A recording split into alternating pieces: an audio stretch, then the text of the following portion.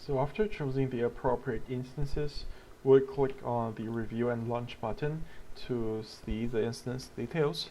So the only thing we need to do here is to change the volume of the storage, since there are many pre-installed libraries and tools such as the MXNet, the CUDA, the Anaconda. Those are really big, so clearly the 100 gigabytes of storage is clearly not enough, so we need to change it. I recommend 300 GB here. So then we review and launch.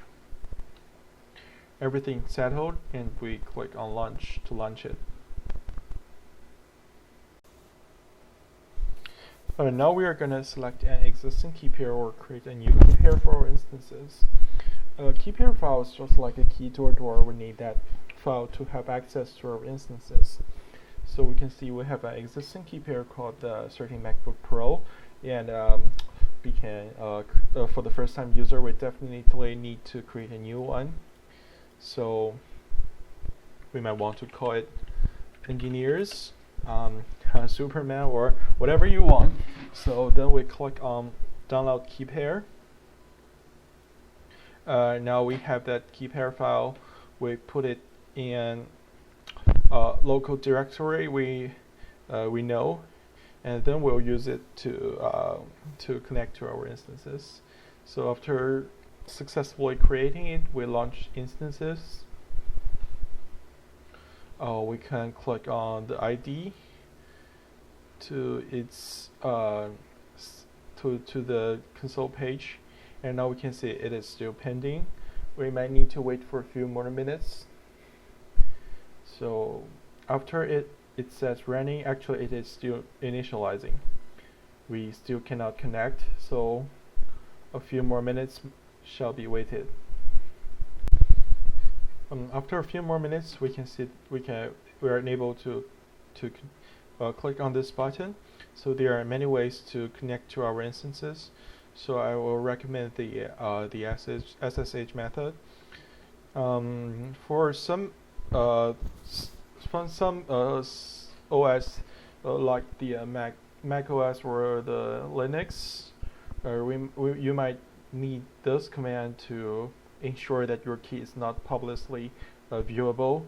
But for Windows, you can just use this command to connect to our instances. So we can click on it to copy it. We open the terminal. So this is the directory which we store our key pair. We enter the command.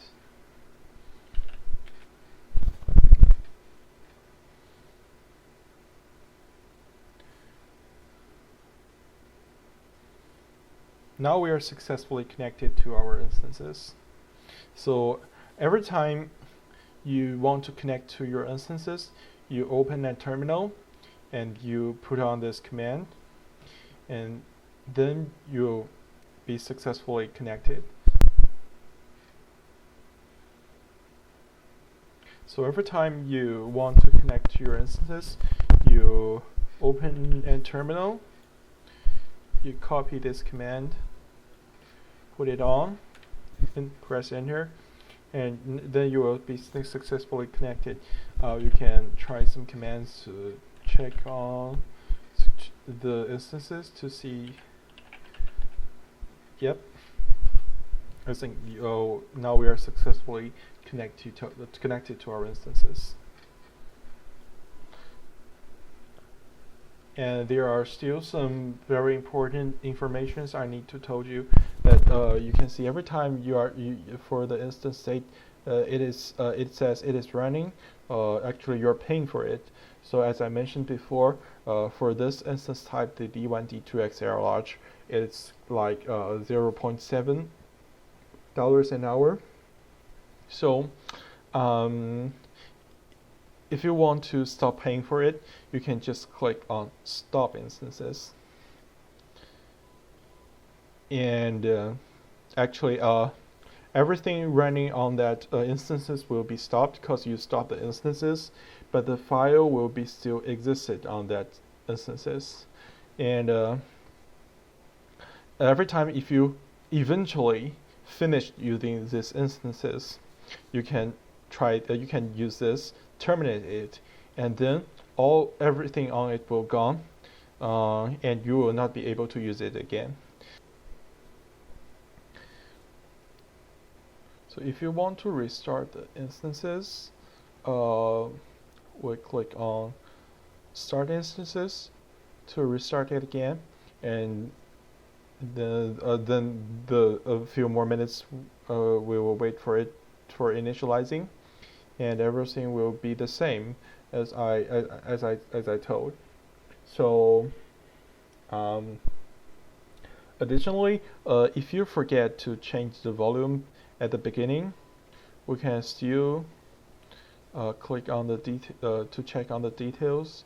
Select the storage button. We click on the volume and select the volume and to modify the volume, and we can change it to bigger, like 400 or 500.